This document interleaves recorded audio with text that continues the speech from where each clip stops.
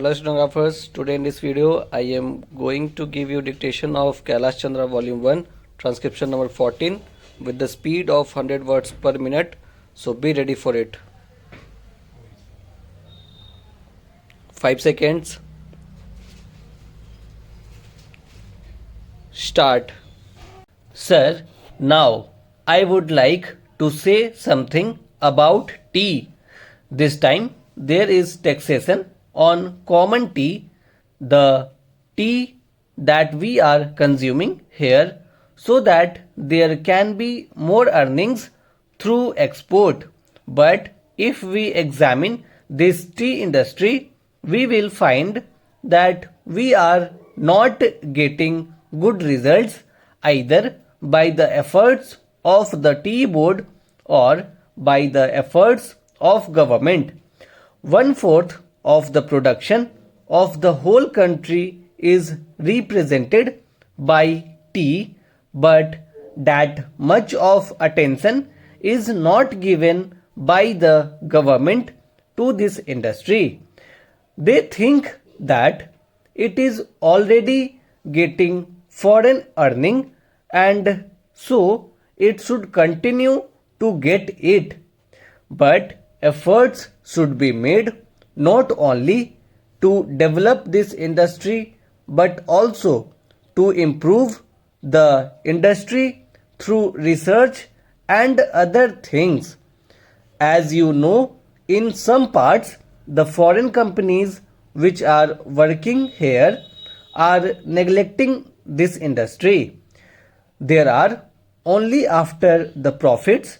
They are not thinking of the development of the industry. There is room for development in many respects, but it all depends upon research work, and research stations should be set up wherever there is neglect. No doubt the tea board is there, but the tea board is not seeing to these things. That is our complaint. In the tea board, people are there who are not at all eager to see how this industry could be developed, how we could earn more profits, how the quantity could be improved, and how the quantity could be increased. We are not seeing to that. I come from a part where the tea industry plays an important part in the economy of that area, but I find that it is being neglected from year to year and no attention is given to it. I find that there is this drought menace in the tea plantations. As a result, no further improvement in plantation is made. There, the development of tea can be undertaken. I only suggest this to our finance minister. When you are giving relief to coffee, why are you not giving relief to tea, which is earning much more foreign exchange? I humbly urge our finance minister to see to it and remove this burden on common tea. Now I would like to say a word about betel nut. There is taxation on betel nut which is imported. In my part, large quantities of betel nuts are being smuggled. So there was a representation from that area saying that betel nut should also come within the purview of customs duty and that part should be declared a port. A representation was made to the finance ministry as also the commerce and industry ministry, but nothing is done. I urge upon them to see to this whether a smuggling which is giving no benefit to the government and which is going to be increased cannot be stopped. Though our land customs department is there, it cannot deal with smuggling effectively. Smuggling is going on. So if you want to stop it, some definite steps should be taken and the representation which was made from that part should be given due consideration. Now, some other friend also touched upon rural economy and cottage and village industries.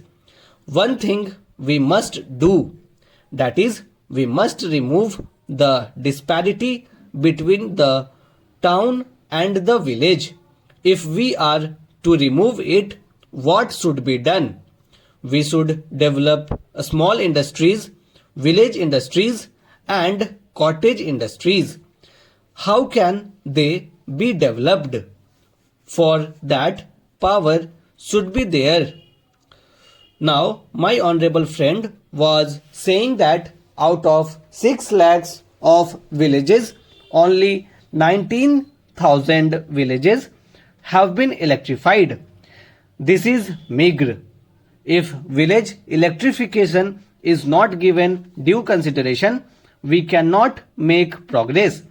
When our draft 5-year plan was discussed among members of parliament, I asked for information about how much of village electrification was contemplated in the third 5-year plan. The answer was very unsatisfactory. Unless you develop your village industries, how can you advance? They are also contemplating to employ the surplus labor and also agricultural peasants who are not wholly employed to develop village industries and to make a plan. But unless power is supplied, unless you have a good scheme of rural electrification, how can village industries be developed in these modern days? We say big things. We say here and we shout from housetops that so much is being done for the rural areas. But actually, we are not doing what should be done. If the rural electrification is there, then rural industries can be developed. Otherwise, they cannot be developed. Unemployment cannot be solved. The only solution for unemployment is the development of small industries and cottage industries. Otherwise, unemployment will increase year by year and there will be frustration among young men, particularly among the educated. Stop.